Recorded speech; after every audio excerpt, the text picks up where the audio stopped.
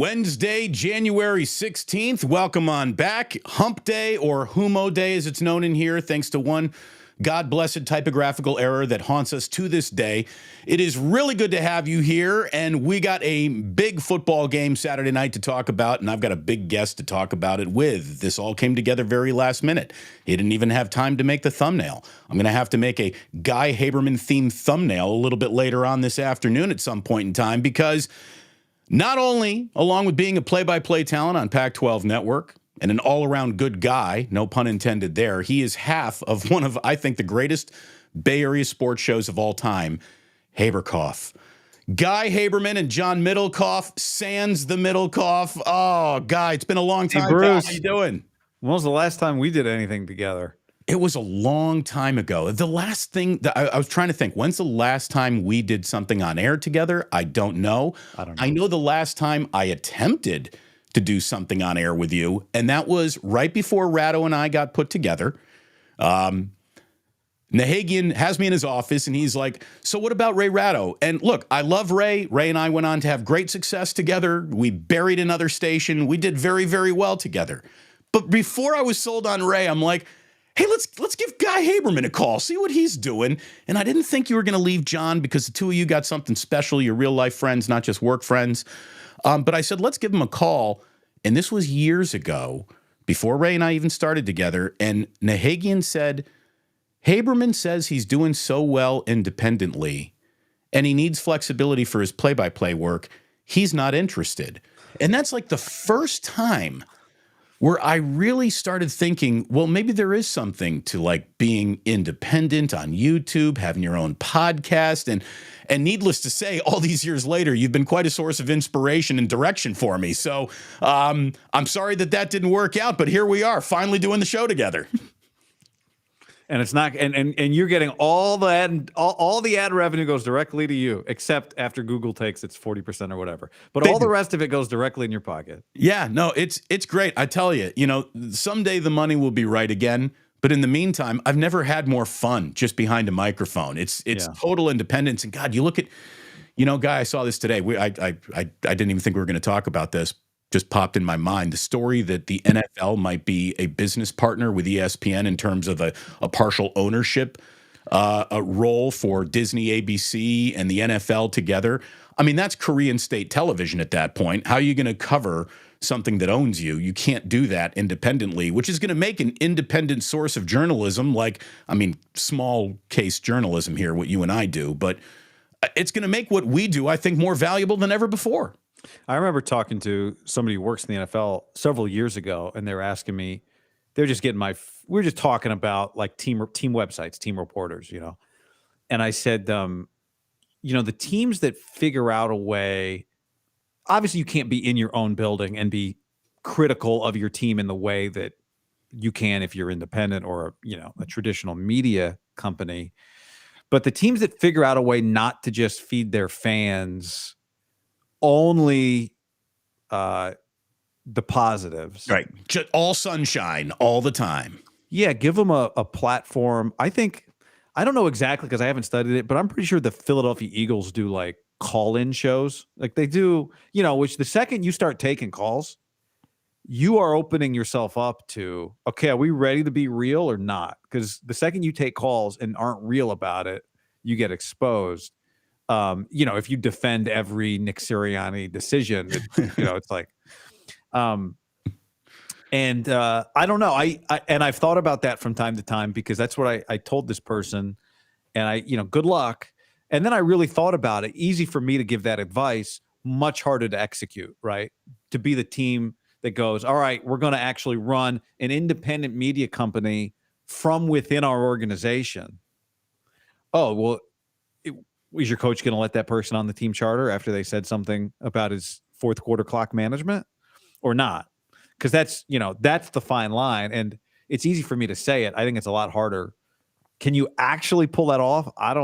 I've thought about it a lot. That was my advice. I don't know if you can actually truly pull it off. I think you can start with the best intentions. Yeah. But at some point in time, you're going to be handed a plate of I'd rather not, and you'll pass on it, right? I mean, that's the way it'll happen. That's the way it'll work. Because you have a boss. Yeah. That boss has a boss, and that boss has a boss, and they're the same boss. Hey, we'll talk about your boss, John Middlecoff, a little bit later on. But in the meantime, it's so good to see you, Guy. It really is. You and I have been covering the 49ers for a very, very long time, together collectively at the same station at different places. We've been around this team for a really long time. And I do think this is the most pressure to win it all since I've covered the team. And I've covered this team going to 2 Super Bowls, but it hasn't quite felt like this one because the rest, the health, the talent, the way that the playoffs and the league has broken around them, it just feels like all arrows are pointed to you better get to Las Vegas. Do you feel the same way? Yeah, I don't think there's any question. There's not a scenario where you can not get to Las Vegas and be able to explain away how you lost to the Packers at home, the Bucks at home, Jared Goff at home. There's no world where that's not anything shy of a 10 out of 10. Is DEFCON 1 the worst one? I think DEFCON 1 is the worst one. The only thing after DEFCON 1 is World War III itself. So Okay. So pull out the B-21s, the new stealth bombers. We just spent $2.3 billion per bomber. I think the Air Force bought 100 of them. You're going to need them all if you lose somewhere before the Super Bowl, which, by the way, they have to win 2 games in a row to get to the Super Bowl. They're favored by 9 against the Packers this week, 9.5, 10. I think they beat the Packers this week. Most people do.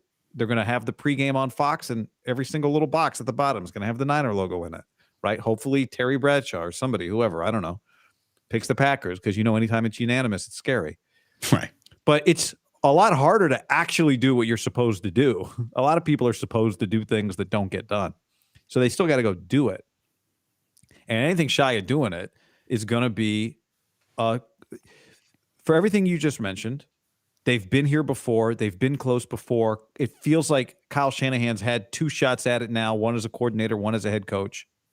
Your roster construction, the cost of your roster, the age of your best players, they're all in their prime. This quarterback you fell into, the way the NFC has laid out the red carpet for you, the way that you earned the 1 seed and rest, and then Green Bay is coming in on a short week, back-to-back road games, and then you'll have, if you beat them, the rest advantage over the team that you play the next week at home. If you get Baltimore, you've played them already. They beat your ass, but okay, you played them. And on top of all of it, the cherry that I can think of one person that might appreciate this cherry more than you, Damon, but you're going to be near the top of the list of people that appreciate this cherry. The Super Bowl is in the stadium that houses the Raiders. It's the Raiders stadium. It's their stadium. And I know they moved and you're not a rival anymore.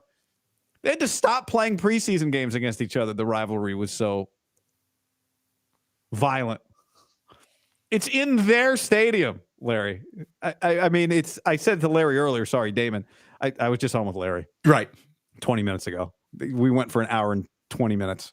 Oh my God! So I only had time to pee between this, Damon. But anyway, he scooped my guest on the day that I booked my guest. Larry and I think way too much alike. Yeah, sorry, but they're in the same stadium, Damon. So it's all too perfect. And when it's perfect, you start thinking about all the things that can go wrong. Right. I mean, look, conceptually, the Carolina Panthers could roll into Levi's and beat the 49ers. That's how this league works. There's no such thing as you cannot lose this game, which is why the league is so popular in the first place. Do you think, any casual fan looking for a path to beat the Green Bay Packers quickly sees a run game advantage that the 49ers need to exploit? I mean, I think that the path to the NFC title game is to have a Raheem Mostert level type of afternoon where you're just running to the point where there's plenty of jokes about Brock on Monday. If he trusted his quarterback more, he would have thrown more, but I'm a big believer in stick with what works while it's working. Guy, do you think that Kyle suffers from a little too cute or too smart for his own good? Instead of sticking with what works, his quest to set up what might work next sort of takes him off the X marks the spot of, hey, we're moving the football. There have been a few times where I've thought, I think he's being too cute here, but not a lot. I mean, it happened when he tried to put Trent Williams in motion against was that the Rams game last year? Yeah. In short yardage. And it was like, all right, that was too cute. But I think it's, like you got to take every bit of a person's personality or skill set and far more often than not, when you think about the guys who have been offensive geniuses, they tend to err on the side of too cute, and Kyle doesn't. And it's because of what, you were talking about, which is he's dedicated to the run game. If you're dedicated to the run and you care most about the run and the physicality that being that type of football team is, then you care a little bit more about substance than style. Now, Kyle cares about style. He wears the joggers and the Jordans and the Lululemon hoodies and the flat bill snapbacks. He looks good. I do too. You do too. We all do. Good haircuts. I remember when you and I had a long discussion about Lululemons. Can you really rock them? Can you feel good about them? And hopefully I helped bring you over to the Lulu side. My issue with Lulu is only fit. Like I find better fit with some other brands, but I the other day I was at a press conference. You're hulking quads. That's the problem. Yeah, that's what it is. And Kyle was wearing a hoodie. I'm like, what is this? And everyone's like, oh, that's Lulu. It looked good. But I think for the most part, he errs on the side of substance. So yeah, sometimes they do a couple of things that's like, all right, what is this? But no more than anybody else. And I would say largely less than most offensive play callers who are also the head coach. So that doesn't concern me with him. That does not concern me with him. Now, yes, he is playing the long game, right? Which means part of his operation every week is this is a to use a cliche, but it really applies to him. It's a 4-quarter game, which means being tied at halftime just means we're going to be able to play our game in the second half. Or being up by only a touchdown at halftime just means these guys still have to defend our run for 2 more quarters. So, you'd like to see him, sure, be up 21-0 and not have to sweat it at the half against the Packers. But that goes back to trying to be, is that trying to be a little too cute? When he's giving it to McCaffrey 13 times in the first half, no one's complaining about cute because he's just doing what you or I or any other person with a blindfold could do. Let's give the ball to Christian, maybe. Right. And it works. So, let's not overthink it. So no, I'm not afraid of Shanahan being too cute. Besides the word Jordan Love, or I guess it's a name, not a word. Besides the name Jordan Love. Well, it is a word. But right, it is. They are. They love. Beside the word love. What concerns you most about the Packers? I mean, they have found their run game. Like their running back is healthy, their offensive line is healthy, and it has directly correlated to them winning games. And it's directly correlated to Jordan Love being really good. 23 touchdowns, 1 pick in the last 9. I just did a listener turned into like a researcher for me, Matt. His name's Matt, and he just sent me this little research. I had him look up, and I'll probably do a video on it tomorrow. The one thing that Kyle is really good against his guys, and Matt LaFleur is one of his guys. So yeah, I would say the run game, but this game to me, Damon, is this is totally dependent on the Niners. You play your game, they can't beat you, right? The Packers A game cannot beat your A game, and I don't think it can beat your B+ game. The Ravens A game can beat your A game, maybe not. The Packers A game only beats you if you don't play your A game, right? So this is a game that's about this is a game about them. Is Jordan Love going to hit a big play to Christian Watson? Probably. Okay, that happens in these games. You have to score points. The Niners over-under in this game is like 30.5. That's a lot of points. The Niners team-specific over-under is 30 points. So go score points. You're one of the top offense in the league. I'm not overly concerned about, I don't know. Are they going to run the ball against the Niners? Maybe they will a little bit. That's a problem for the Super Bowl and a problem for maybe the NFC Championship game if you get Detroit. I'm not dismissive of Green Bay. I think if you look at where the rivalries are going to be in the NFC, Green Bay all of a sudden looks like they're going to be at the top of the list, right? Yeah. We'll see. Does Philly, one of these teams hire Belichick, Dallas, Philly, whatever. But that's a more mature Packer team in the playoffs next year conversation, I think. I don't want to sound like I'm dismissive of them because it goes back to the beginning. Like you screw it up, you can lose the game, but I do think they have to screw it up in order to lose the game. When it comes to, I think, the NFC playoffs, we see it the same way. there is no such thing as an easy path, but there are easier paths. And I think the easiest possible path that is never easy has been presented to the Niners. It's a young Packers team ahead of schedule in the divisional. And then you're going to be taking on either the Tampa Bay Buccaneers, who you've already beaten this year, or you're going to be taking on the Detroit Lions. And with all due respect to how much fun they've been and how good and physical they are, Brock Purdy has more playoff wins in the last 60 years than the Detroit Lions. So I'm going to just lean on the side of Niners handling that at home. And that puts us in the Super Bowl. And I don't mean us as I'm in the team, but just okay. For NFL.com, I'm Damon Bruce. You know, I'm not one of those guys, but that would put the 49ers into the Super Bowl. What is your anti-wish list in terms of opponent? How hard? Give me, rank them 1 through 4. Want to see the least, would want to see the most. I'll assume Houston Texans would be the preferred, easiest to beat opponent.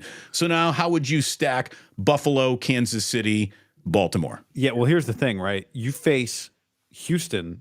They look different than they look today if you're playing the Houston Texans. You're like, they went on the road and beat Baltimore, and then they went on the road and beat either Kansas City or Buffalo. Right. It would be a holy shit. All of a sudden, you're like, oh, no, we want the Ravens. You know, in a weird way, I think I put the Ravens third on this list. And the reason I put the Ravens third is kind of the thinking that I just described to you, which is it's easy to look at Kansas City like coming in the playoffs and go, they don't really have the weapons, right? But the version of the Ravens that you see in the Super Bowl has beaten the Texans at home and then either Buffalo or Kansas City at home, which would be really impressive. But the version of the Chiefs that you would see in the Super Bowl is a version that's gone on the road to Buffalo and won and gone on the road to Baltimore and won. So that means that they have found it on offense because their defense is good. The version of the Bills, same deal. They just beat the Chiefs. They get over on Mahomes in the playoffs. Finally, they haven't done that yet. And then they go on the road and beat Baltimore, right? So I think when you are a complete team, and obviously Lamar, we saw Lamar, like he's a special player. He's going to win the MVP. Mahomes or Josh Allen would scare me more in the Super Bowl for the same reason Mahomes beat you last time, right? You can have the better team. You can have the better defense. You can have the better run game. That coach can go toe-to-toe with your coach, which the other two coaches I don't think do, but Andy Reid can do that with Kyle. Kicked their ass last year. Don't forget about that game at home. So Kansas City is number one on my list of the teams I don't think the Niners want to see. And I know they don't necessarily look like it, but just imagine what it feels like if that team wins at Buffalo, at Baltimore, and then here's the guys that kicked your ass last year and stole your Super Bowl from you the last time. Right. And it's Andy Reid with an extra week. What? Right? Andy off a bye, right? And it's Mahomes. So I go Kansas City 1, Buffalo 2, Baltimore 3, Houston 4 in terms of like the last team that you want to face. And that's understanding that Baltimore took it from them when they played this year. Baltimore beat them. I would pick the Niners in a rematch with them, though. I would too, as long as. What do you think? Who's your number one? So you stacked it exactly the way I would stack it, to be totally honest with you. And I know that doesn't make for great back and forth banner or yelling at each other, but I agree with you implicitly. I think that Mahomes and Andy Reid and the best defense they've had can probably, again, it feels like Mahomes is playing the other team and his own wide receivers at certain points in time. He's still he's a monolithic figure of excellence. He really is. So I would be afraid of that. And then Buffalo, just lots of weapons everywhere, lots of momentum coming in. Should they be, and that would be riding, a 10-game winning streak if they were to reach the Super Bowl or 9, whatever it is. So that would be something to be concerned about. And then again, Baltimore, they're very good. I'm not trying to discredit them, but I would like the Niners in a little bit of a, let's see if they don't step all over their own dicks rematch like they did in the first Christmas night game. And then, with all due respect, a very good but still ahead of schedule Houston team comes in, 4th out of 4. So you and I see that the same way. It's a very interesting day around the NFL because a few decisions that I thought would be made quickly as two NFC East teams are trying to win the race to the rights to negotiate with Bill Belichick? Because I don't see him taking that Falcons job now that these other jobs could be coming open. But it is a hats in hands day afternoon in the NFL for both Nick Sirianni and Mike McCarthy. Do you think either one of those coaches survives that meeting? Wait, did you say Mike McDaniel? No, Mike McCarthy. Oh, Mike McCarthy and Sirianni? And Syria, yeah. So today they're both having the please don't fire me, I've got more to prove meetings with their owners. I got to go against the odds, which you would say at least one of them's got to make it, right? I don't think either one of them should make it. I think it's been clear for more than a season that neither one of them is up to the task of winning a Super Bowl. I thought last year the Eagles should have seriously considered hiring one of their assistant coaches that was about to leave them. And the reason for them is their head coach can't solve their problem for them. If he's not going to have a physical, tough team, well, then he better be one of the coordinators, and he's not one of those. They already tried to make him the OC, Damon. It was year one. They took play calling from him. That organization has had to change coordinators midstream twice in the last 3 years. That's bad. And on top of that, they're not tough. They don't tackle. I was watching the Manning cast the other night, Damon. Have you watched much of the Manning cast? I have. Yeah, it's good. Ray Lewis was beside himself. He's like, what are these guys doing on defense? They can't tackle. Why can't they tackle? Look at these angles. This is awful. And then you hear, you get the now I don't know Javon Hargrave's comments about basically we don't really practice hard in Philly and we practice hard here. I'm not sure if that's a reflection on Sirianni or just the Eagles' organizational philosophy on, rest days and that sort of thing. But I think they got to change coaches. And I think Dallas has to. I think they have to if they want to. Jerry's 81 years old. I don't think he's not getting sick of giving post-game press conferences, but he's getting sick of giving post-game press conference after playoff losses. Right, the same one every year. They did the thing where they gave the coach the play calling duties this year, and they scored a bunch of points. Congratulations. You are the point differential champions. But you look the same in the playoffs. And then you've got this incredible, what if they hired Mike Tomlin? What if they hired Bill Belichick? What if they hired Mike Vrabel, right? The list of Pete Carroll, the list of coaches that are available are all superior to their coach. All of them. Well, not all of them, but most of them. Yeah, no, I can't believe Bill Belichick isn't looking for Dallas real estate today. Like, I can't believe that Jerry doesn't already have it done. Like, bird in the air, private plane flying to New England about halftime of that loss to the Packers. I'm surprised it's not already done. It is great to catch up with you. We could just keep talking. So what happens now? You just go on without me for another? Yeah, for a little bit. I've got a dentist appointment, so I'm going to be wrapping it up a little quicker than normal here. But before you go, I just got to ask you, since we have seen, and again, you're a Pac-12 broadcaster, don't want to get you in trouble with the network, but the network doesn't have much time, so I don't even know how much trouble you could get in. Look, the Pac-12 network was a victim of greed in the void of a broadcasting partner that I truly believe would have been found had Deion gotten to Colorado 2 years before he did. Colorado provided a level of buzz and ratings that the Pac-12 was desperate for, and they get their buzz and they get their ratings after the deal to end the conference was basically in place. Now, I don't know if USC and UCLA would have existed in this Pac-12 idea that I have. Maybe they do take their ball and go to the Big Ten, but do you think the Pac-12 still exists had Deion reached Boulder a year earlier? I don't know, and the reason is that I think Deion wanted to go to the Big 12. Like, he was a driving force at Colorado because he wanted to be in Texas. He didn't like, he frequently kind of complained about some of the start times. But I do think, well, maybe you're right, Damon, because you don't end up kind of behind the eight ball the way they did, right? Ultimately, Deion only had the say that he had because everybody was in sort of a fight for your life and every man for himself situation. But the world in which Deion shows up 2 years ago, does what he did, Washington goes to a national championship game, Oregon's a national championship contender. Yeah, they probably get do they get the $50 million that one of their presidents thought they were worth? Probably not, because that's just not, the money wasn't there for that. But I do think there probably is a world where they stay together. There's a lot of things, USC, UCLA. Do you negotiate for them a larger share, an outsized cut, which, I think probably would have been easy for people to stomach as it relates to USC. Not everybody, but some would have been a little harder for people to stomach as it relates to UCLA, just because they have not, they don't have that. They have not shown that football upside. But remember, you would have been talking about giving USC an outsized football cut at a time when Clay Helton was coaching the Trojans, right? if we rewind 2 years, right? Right. But like that would have been one of the solutions.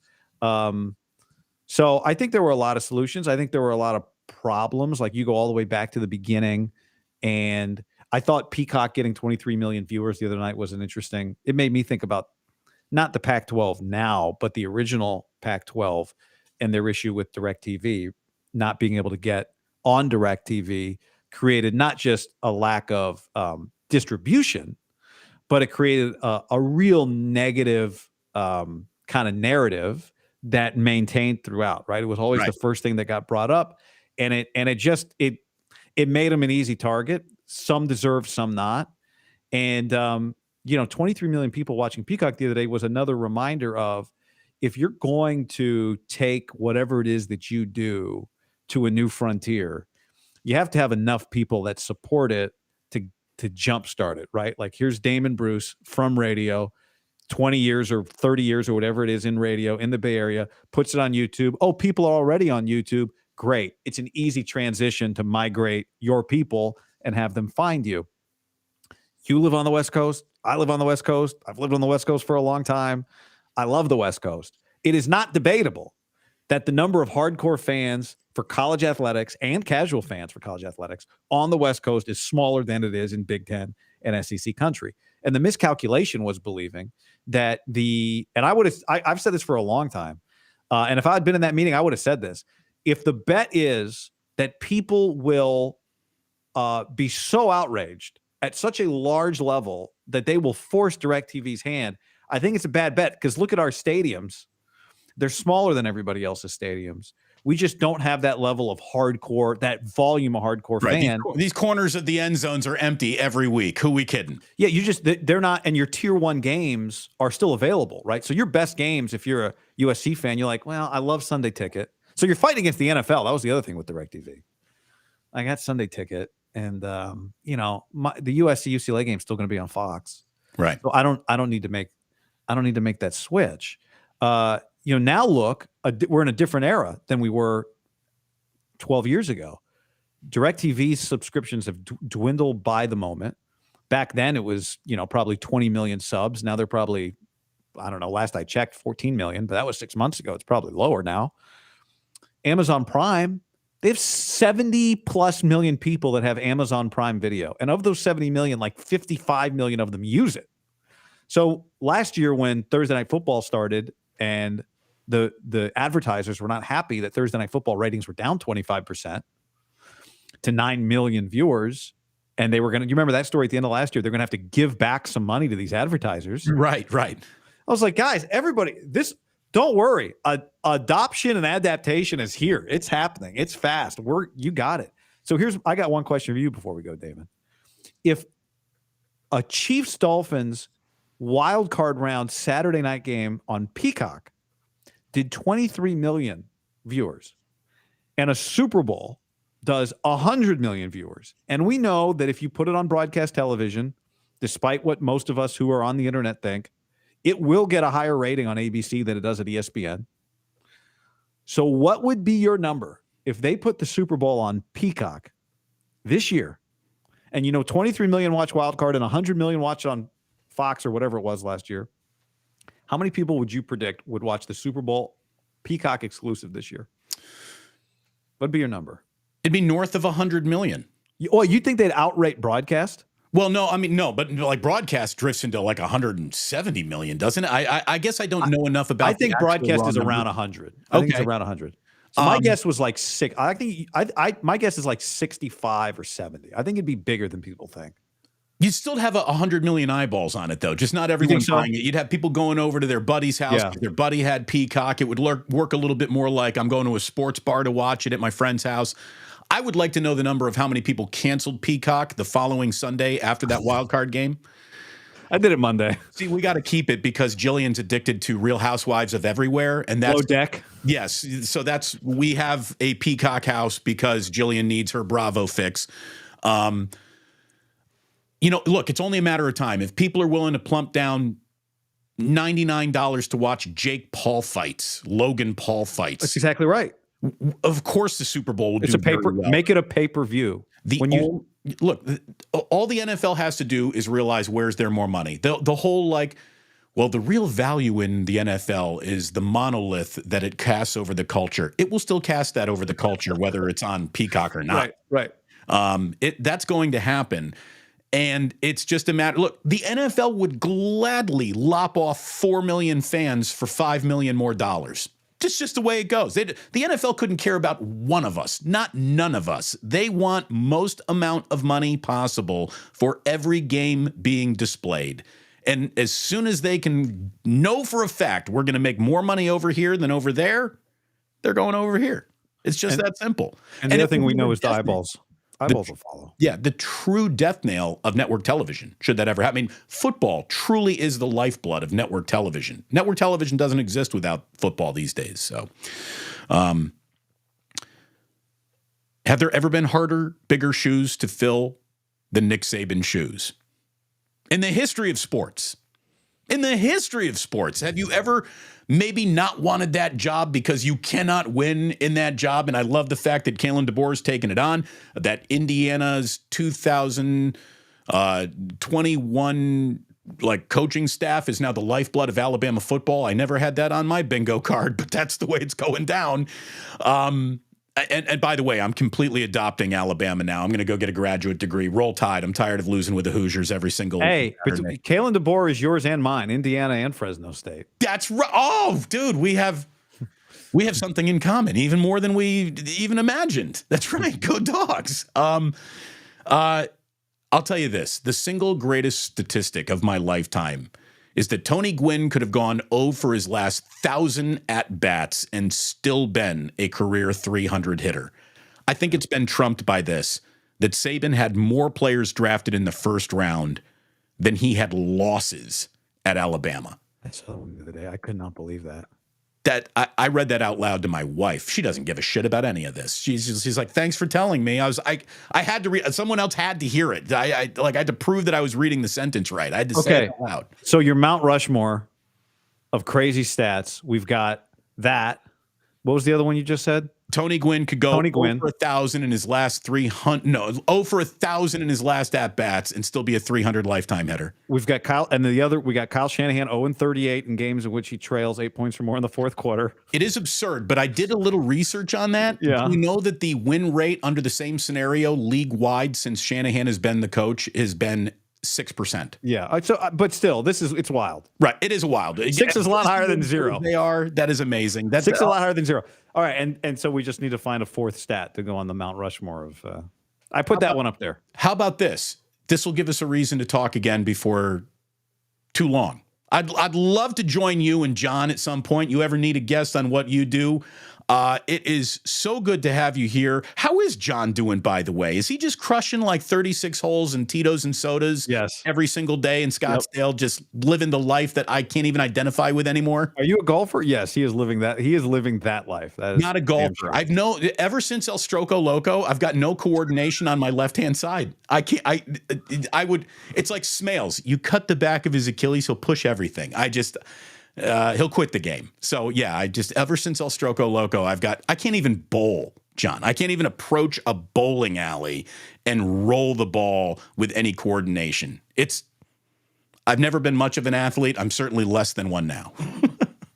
Well, they took your prime. They took your athletic prime, Damon. Robbed it from me. Robbed, like the Warriors are robbing Steph Curry of his prime. Folks, he's not in his prime anymore. You have to drop that talking point.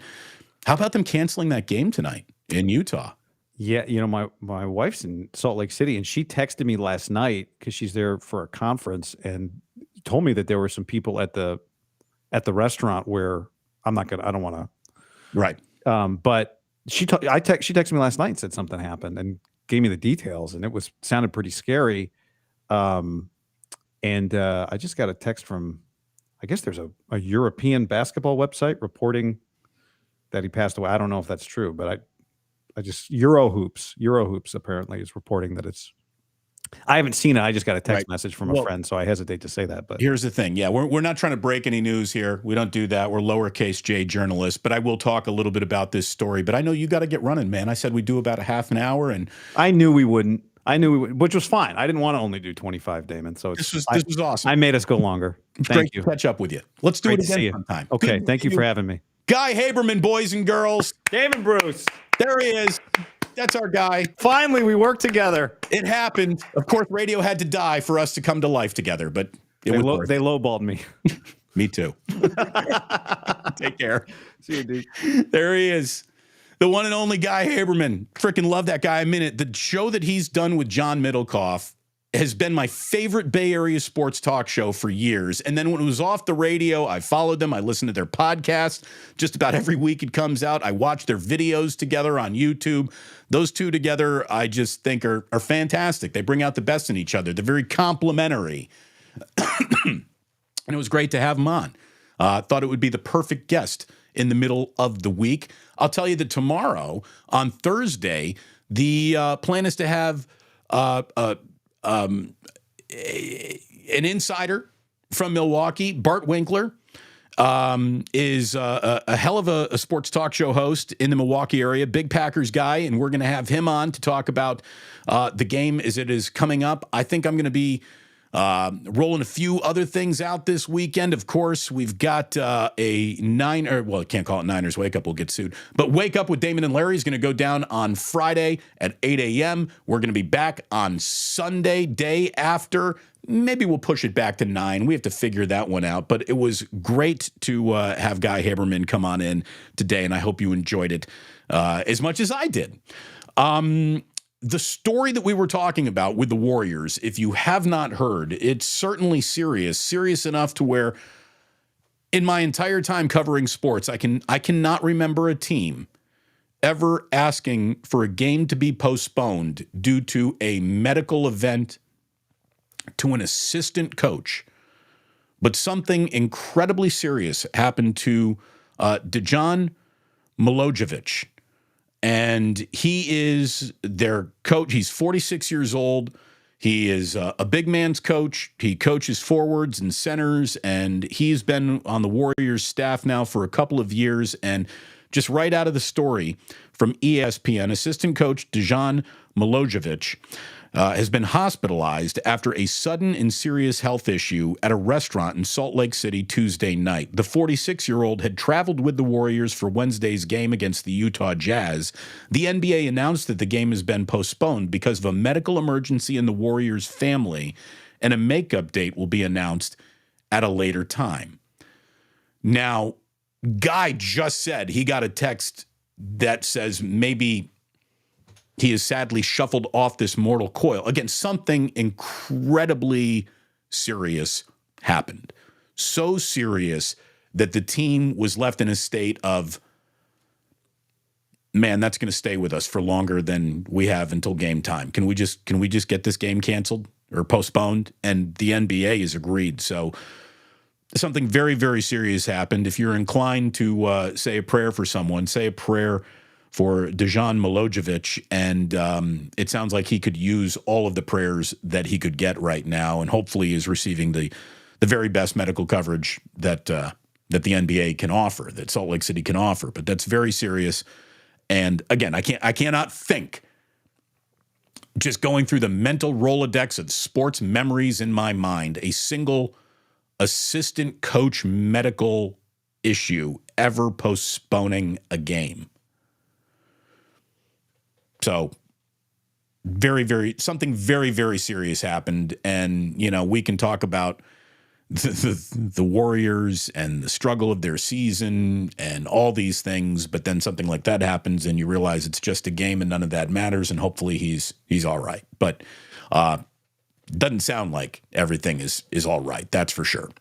So we got a lot of people chatting today. We got a lot of people in here saying hello to each other, chatting. We want to go ahead and say hello to you too.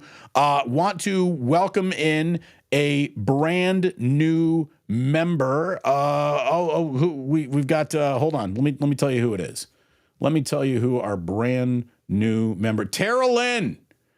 Tara Lynn, thank you very much. She is now among the initiated, as our good friend Stacy Leo said. The women of the Plus continue to grow. When I told a lot of you that Haberman was going to be on the show, you might have thought, well, it's Michelle Haberman, her and Guy Haberman, not related. By the way, Haberkoff from 10 to 12 was great radio. It really was. I would listen to them driving in. And just to let you know that I don't run from bad beats, here's 82 Atlantic, who said my Hoosiers were going to get their butts kicked, and they did. They embarrassed themselves at home against Purdue. Zach Edey, look, he gets a ridiculous whistle for a guy as big as he is, but I'm not complaining because that was awful. The game was on Peacock, so the whole world didn't see that embarrassment. I did. My two buddies who came over did, and we're not happy. And I don't want to go turning my back on Mike Woodson. Not now, not yet, but God, I don't like it. I don't like what I'm seeing out of a coach who doesn't seem to understand his own team. G. Martinez says, bye-bye, Sirianni. Do we have it? Is there any news there? Did that break, or are you just thinking, assuming? Let me open up ESPN.com real quick. No. Pacers to get Siakam in trade with Raptors is the breaking news that I see here. Siakam going to the Pacers for Bruce Brown, Jordan Norwa, and 3 first-round picks. You know what? Good for the Pacers. Why not? A team's been, they never get to add any major free agent. Nobody wants to go to Indiana in free agency, so they got to make aggressive trades if they want it. Good for the Pacers. And also good for the Warriors, because I don't think they had a package to put together for Siakam, to be completely honest with you. What do we got? Oh, you know what? It's official. I need to just say thank you very much for joining us today. We're going to hop into Club Plus. If you were listening on the podcast, I certainly hope you enjoyed Guy Haberman today. Thank you very, very much. And please remember that sports don't build character. They reveal it. And like that, he's gone.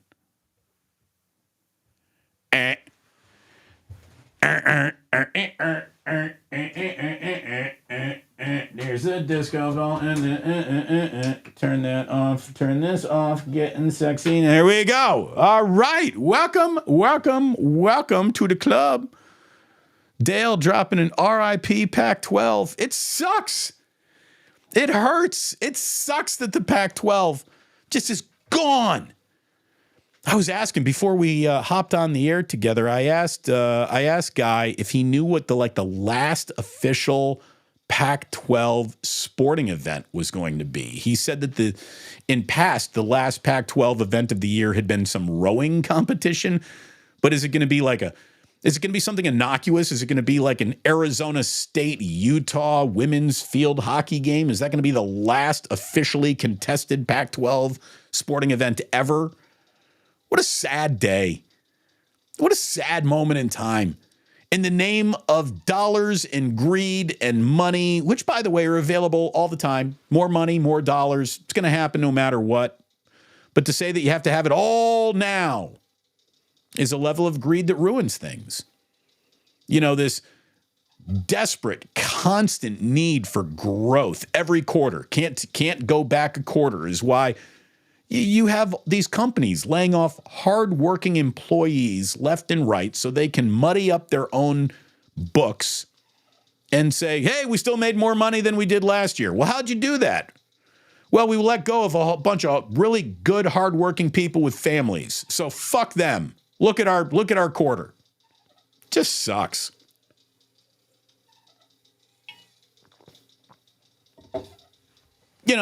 Here I am running my own business right now, and, when views go down next month because football's over, I'm not going to be laying off Jillian. I'm not. I'm not going to do it. I'm not going to do that. I don't think she's going to lay me off either. She's going to say to herself, maybe we need to get a new host over here. This is crazy. This constant need for growth over growth over growth over growth. It's unsustainable. It's unsustainable. There's no such thing as, and we made more money next week forever. Luckily, I'm an incredibly easy to work for boss when my only employee is me. Like, I'm going to tolerate that guy's bullshit no matter what. And I'm going to take whatever my boss tells me to do. We both agreed, let's just keep going no matter what. We had a down month. Keep going no matter what. We had most amount of viewers ever. Okay, great. Just keep going no matter what. No matter what, you got to go to work the next day.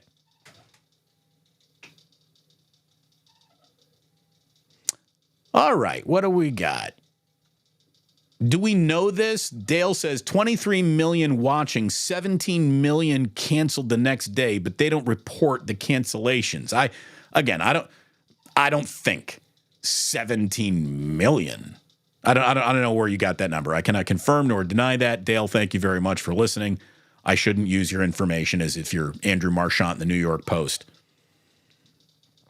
Look at Red Jet Shell, a member of the Initiated, saying we got 100 and nearly 200 people watching and only 57 likes. Ouch.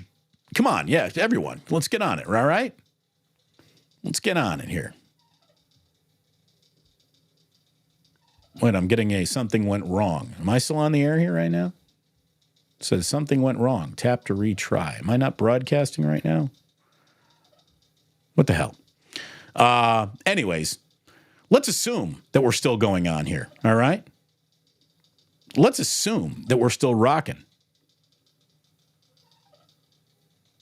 Hello to the Iceman 0072. Saying, Damon and Guy, YouTube's finest. Need to include him next time. Mr. Volume Middlecoff to complete the menage. Dude, who lives a better life than John Middlecoff? Like, he does stuff with Colin Cowherd whenever he wants. He does stuff with Haberman whenever he wants. He lives in Arizona. He's not paying state tax. He's golfing all the day. You get golf for 300 days of the year. Tito's and sodas. Just a happy guy. That's a happy guy. I got people telling Damon, Alabama's not your answer. I was joking around with some of my friends. I'm like, it's just like me to hop on the Alabama bandwagon the season after Nick Saban retires. It's a very Damon move. But I'm in. I'm sorry. I'm sorry. When you're replacing your coaching staff with a former Indiana coaching staff, I'm in. I'm in. I want to keep my marriage together, so this means I'm not.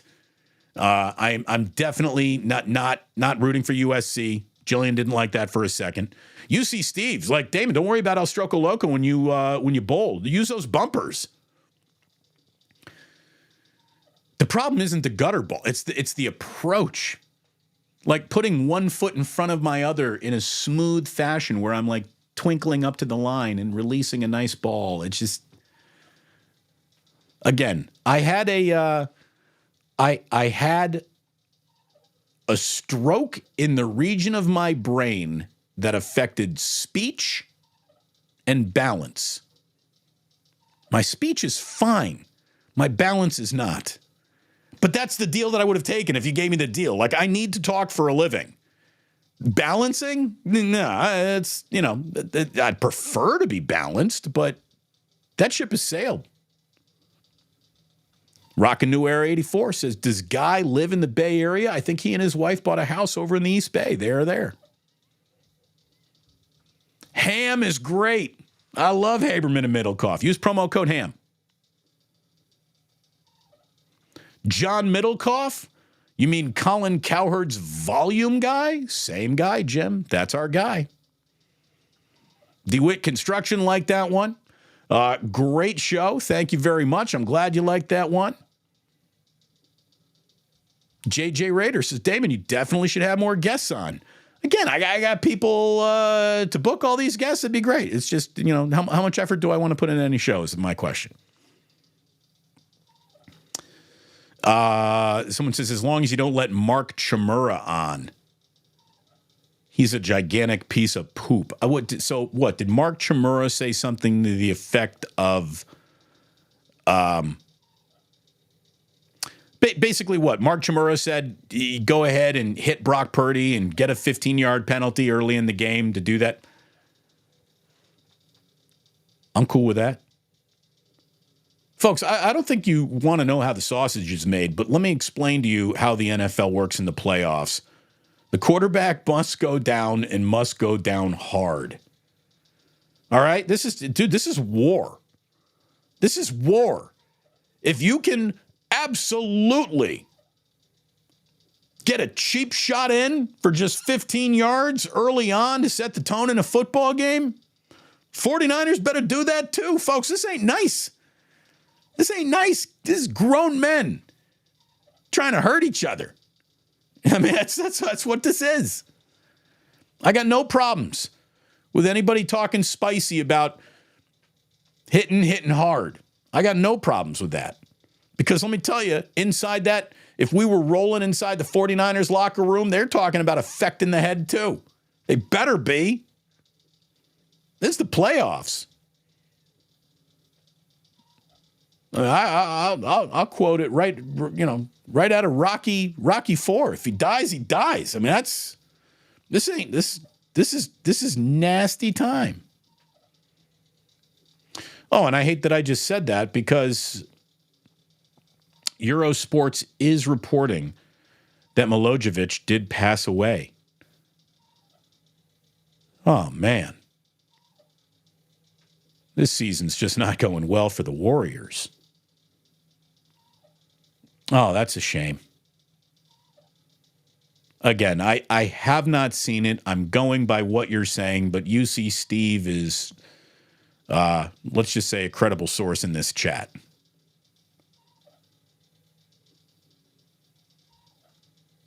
UC Steve also wants to know, does anyone watch NCAA basketball before March? Yes. College basketball fans. Yes, I watch a lot of college basketball. Whenever it's on, I'm watching college basketball. I love hoops. Women of the Plus. Sounds like a calendar is in the future. No. Not our women of the Plus are protected. They're not objectified. Unless, of course, they have to be objectified, and we'd be happy to do that. No.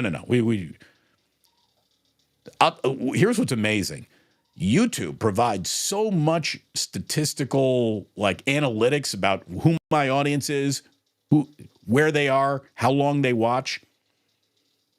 This audience is basically 93% men. But the 7% that I have of women in my audience are more loyal and listen longer than the men do. So the women that are out there supporting are doing a hell of a job supporting this channel. So we thank you, ladies. I salute all of you. Let's see. Dale is right about this. He's saying college sports on the whole is a little sad lately. Well, it's certainly changing. And I don't know if all these changes are going to be for the good because, remember, you can't pretend that there's an element of learning how to be coached that has now been completely removed from the college experience. Gino Auriemma was just talking about this the other day. Gino Auriemma, the head coach of women's UConn basketball, which is the bluest of blue bloods in women's hoops, he basically said, coaches deal with things that I don't have to deal with because here I am. I'm sitting on the throne. This is UConn. Every single woman who is good enough to be here wants to be here, and we get the pick of the litter. He's like, but suppose you're at some middle school. You can't coach someone and coach them the right way and coach them the hard way if the entire relationship is transactional. And that's what college sports is becoming. You're getting a transactional relationship between coaches and student athletes where, you can talk about player empowerment, but that really wasn't supposed to happen until you reach the pros. And the pros have reached down now into college so much that this is a transactional relationship too. And the minute something goes wrong, you can just be like, well, I'm out of here. Well, it means you're not going to get tougher. You're not going to get better. The coach that's pushing you in a way that makes you uncomfortable, for the most part, is probably pushing you into being a better player, but that gets rejected because it's not comfortable. And Generation TikTok is one of the biggest group of sensitive pussies in human existence. Let's call a spade a spade. Let's be real. And, I guarantee you the previous generations would have transferred and used that portal, but there was a little bit more like loyalty to the choice that was made. Now, everything is a microwavable moment in society, and the minute you don't like the way that that's heating up, you go ahead and you heat it up somewhere else. And it's really hard for college coaches at a developmental level to be developing anyone if the minute you develop me in a way that makes me uncomfortable means I'm hitting the transfer portal. I mean, you got to understand, sometimes you got to treat an 18-year-old kid like a kid. Tell them to sit the fuck down, shut the fuck up, and this is the way we do it, and if you don't like it, beat it. Now they'll really beat it if you say that. It's crazy. It's crazy. Again, maybe there's still too much Bobby Knight in me, but it ain't easy. It ain't easy to be in charge when the kids on the roster got more power over your season than you do. Glock Holiday says, we must address Colin Cowherd's ridiculous statement. I can't unsee it. Well, I wasn't watching, so I don't even know what it is.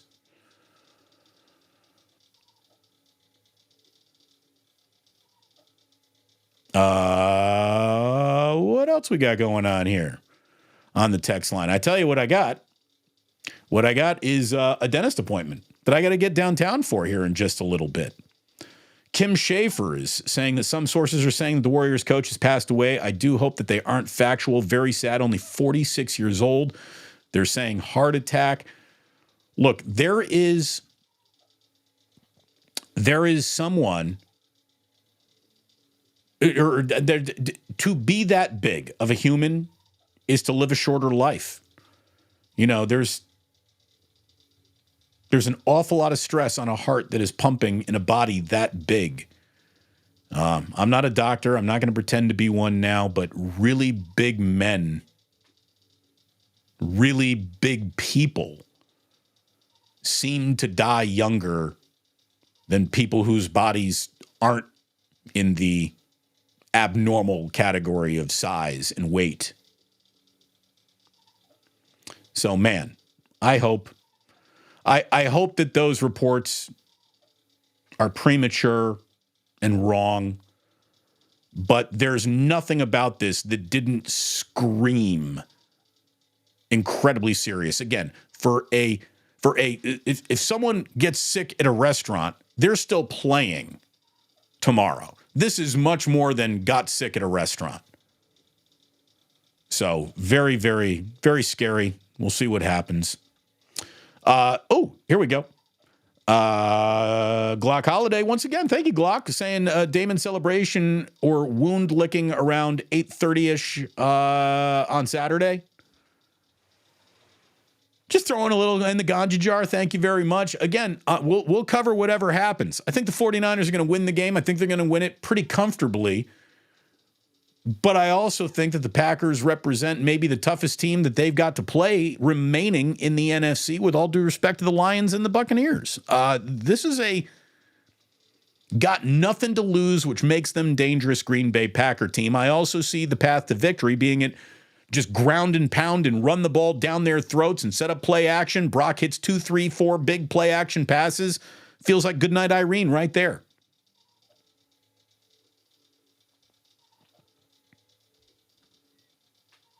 War has been declared. Yeah, that's what this is. Playoff football. To tiny little, no real innocent casualties war.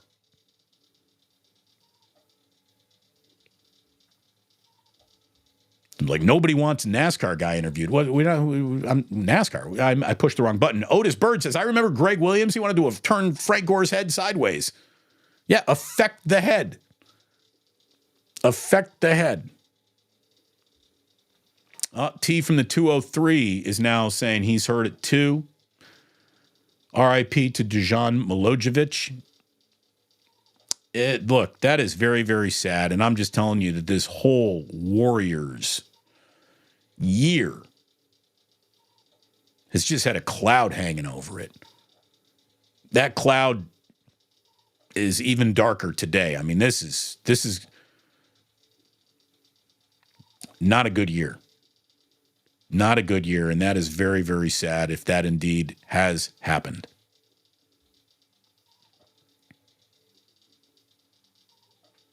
How about this for a calendar idea? What about safety meetings of the Plus?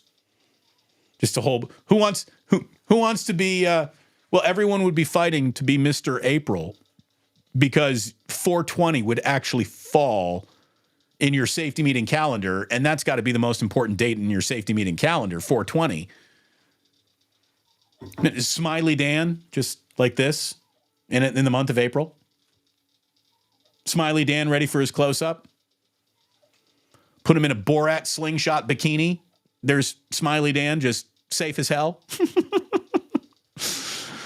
I tell you what, I needed a little laugh right there. Thank you very much. Thank you very, very much. And I got to tell you, I got to thank my sponsors. My man Ike is one of the reasons why, if the Niners do go to Las Vegas, I think your boy's going. I think I'm going to Las Vegas. If the 49ers go to Las Vegas, I think I might be tagging along. Thanks to my man Ike, who's like, yeah, man, come bunk with me. Hell yeah, Ike.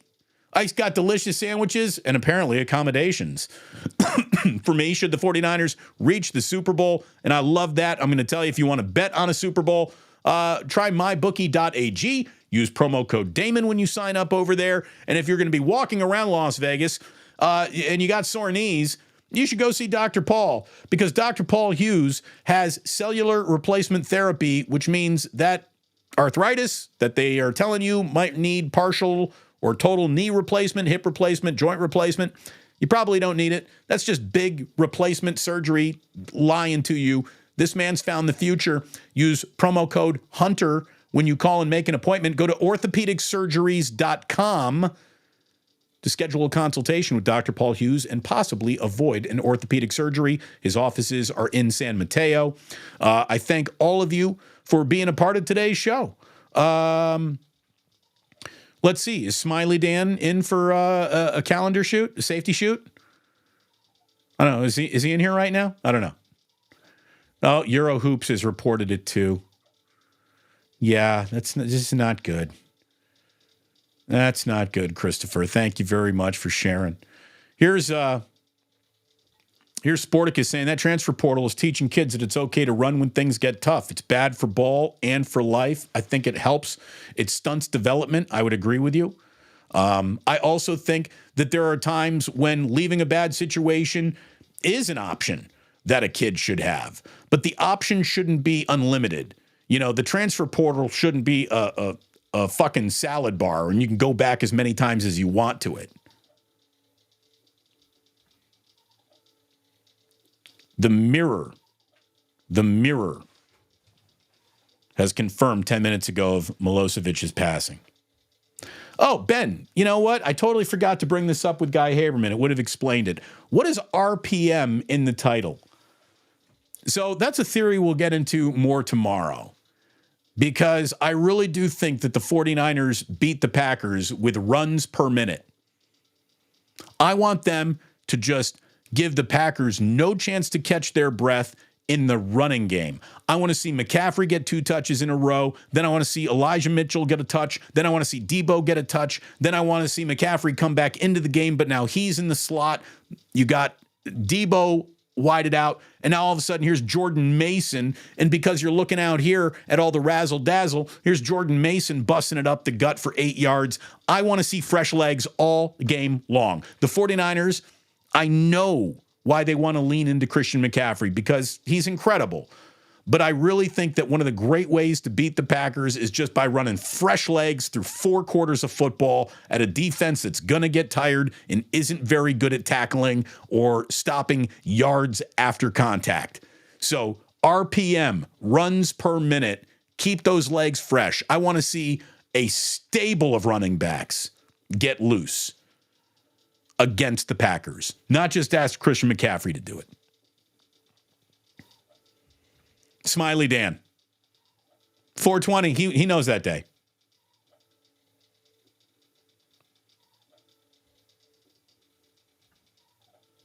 Colin Cowherd said that Love is more talented than Purdy by far. Who gives a shit if he is? What is more talented by far? What does that even mean?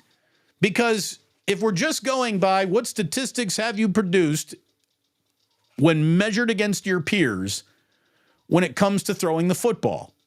Because if those statistics matter, which seem to matter by choice, not all the time, but if you want to choose to care about these statistics, again, put Brock Purdy's numbers next to the name Aaron Rodgers.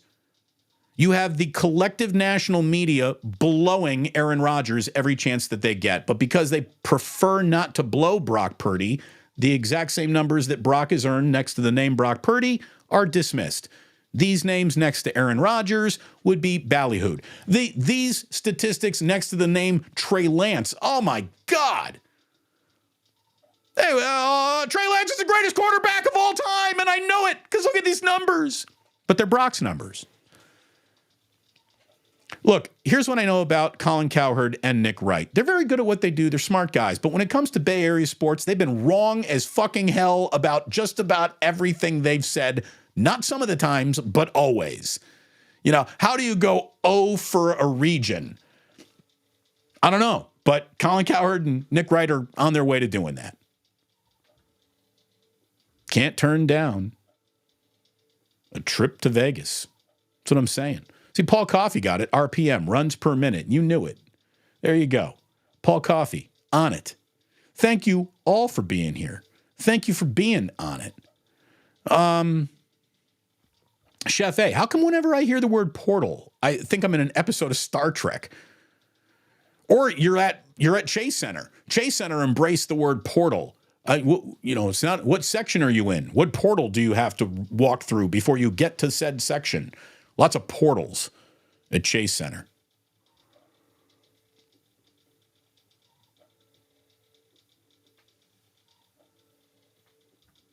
What's this? This guy in the stream that is talking right now, he's scared. He knows Brock can't throw, and that's why he's preferring to run the ball. LOL, it figures. No, Turbo Duran, I prefer to run the ball against the Green Bay Packers because the Green Bay Packers, when it comes to defending the run, are among the worst teams in football to do that. This is called attacking a team's weakness.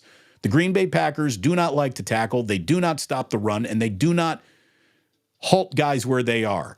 No team in football, maybe one team in football, has allowed more yards after contact than the Packers defense. They've given up over 200 yards rushing 3 different times this year. I think the Green Bay Packers lose if the 49ers just run the ball down their fucking throats. And if you interpret that as I'm afraid of Brock Purdy making a mistake, you're not listening. You're not listening. Run the ball down their throats. Win the game. I think it's that simple. Football's rarely as simple as just that one thing, but there you go. Sounds like you want the all rope-a-dope plan for football. Tire out their defense from chasing Christian McCaffrey, Mitchell, and Samuel, then have Purdy pick apart tired defenders chasing a fresh Ayuk and Kittle. Ding, ding, ding, ding, ding, ding, ding. That's play action, big boy football right there.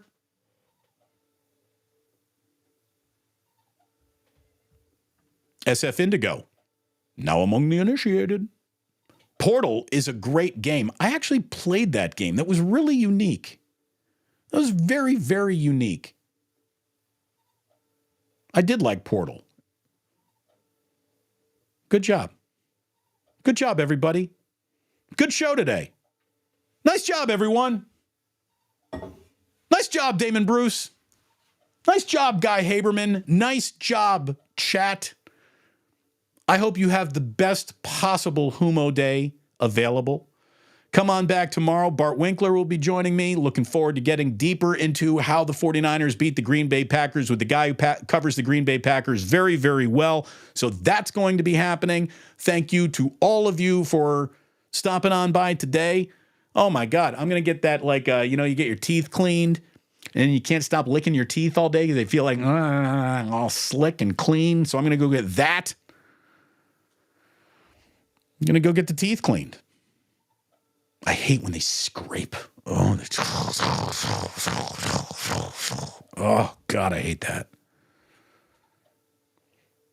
Again, if I were some kid, I'd be like, I got to transfer from this dentist, but I know it's good for me. This thing that I hate is probably good for me, so I'm going to sit there and I'm going to take it. 49er Sports Talk. 2 days until game day. Yeah, baby. Thanks so much for watching. You are all the best. And please do remember that you don't have to go home. You just can't stay here.